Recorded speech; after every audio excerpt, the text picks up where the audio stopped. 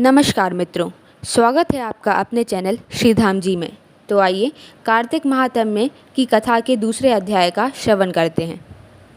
श्री कृष्ण भगवान बोले, हे प्रिय, जब गुणवती ने राक्षस द्वारा अपने पिता और पति का मरना सुना तो दुखित हुई और रुदन करने लगी। हे स्वामी, हे पिता, आप मुझे छोड़कर कहाँ चले गए? मैं आपके बिना क्या करूं? अब मेरे भोजन वस्त्र का प्रबंध कौन करेगा? अब मैं किसकी शरण लूं? मैं विधवा हो गई हूँ। विधाता का मेरे ऊपर कोप हुआ। मैं कैसे जीऊँ? श्री कृष्ण जी बोले, कुकरी के समान विलाप करती हुई, हवा से हिलते हुए केले के पत्ते की तरह कांपती हुई वह पृथ्वी पर गिर पड़ी। थोड़ी देर में सावधान होने पर फिर विलाप करने लगी और शोक समुद्र में डूब गई।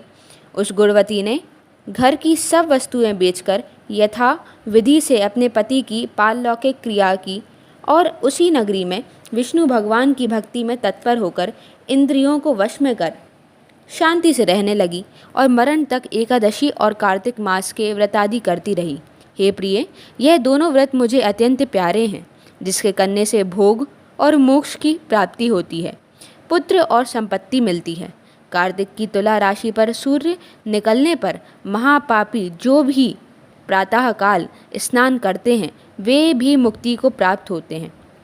जो मनुष्य स्नान, जागरण, दीपदान और तुलसी का पालन करते हैं वे विष्णु के रूप हैं। विष्णु भगवान के मंदिर में झाड़ना, सतिया काटना तथा विष्णु की पूजा आदि का कार्य जो मनुष्य करते हैं वह जीवन मुक्त होते हैं। इस प्रकार वह गुणवती हर एक वर्ष कार्तिक व्रत और विष्णु भगवान का नित्य ही पूजन करती रही। एक समय वृद्धावस्था के कारण दुर्बल होने से रोग और ज्वर से पीड़ित होने पर भी गंगा स्नान को गई।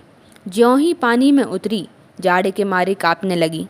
उसी समय गुणवती ने आकाश से आता हुआ विमान देखा। शंख, चक्र, गदा, पद्म आदि आयुधों को लिए विष्णु के रूप धारण करने वाले पार्षद गरुण की ध्वजा वाले अप्सराओं से युक्त ऐसे विमान में बिठाकर बैकुंठ को ले गए। प्रदीप्त अग्नि के समान कीर्ति वाली गुणवती विमान में बैठी हुई कार्तिक व्रत के प्रभाव से मेरे पास आ गई। जब ब्रह्मादि देवताओं की प्रार्थना से मैं पृथ्वी पर आया तब वे गण भी मेरे साथ आ गए। हे भामिनी, यह सब यादव मेरे गण हैं और तुम्हारे पिता देव शर्मा भी इस जन्म में सत्राजित हुए और तुम्हारे पति चंद्र शर्मा इस जन्म में अक्रूर हैं।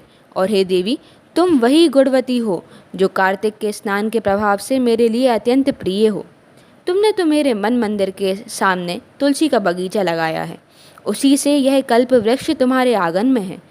कार्तिक में जो पहले तुमने दीपदान किए, उसी फल से तुम्हारी सुंदर देह और घर में लक्ष्मी का निवास है, जो संपूर्ण व्रतादिक पति स्वरूप भगवान को अर्पण किए थे। इसलिए तुम मेरी पत्नी बनी हो और तुमने जन्म मृत्यु तक जो कार्तिक व्रत उपवास किए, इससे तुम्हारा वियोग मुझसे कदापि नहीं होता। इसी प्रकार कार्तिक में व्रत करने वाले तुम्हारे समान मेरे प्रिय होंगे। तब सूत जी बोले, सत्यभामा जी अपने भगवान श्री कृष्ण जी से अपने पूर्व जन्म का सब हाल जानकर बड़ी प्रसन्न हुई। तो यहाँ पर दूसरा अध्याय समाप्त होता है। मिलते हैं तीसरे अध्याय में। राधे राधे।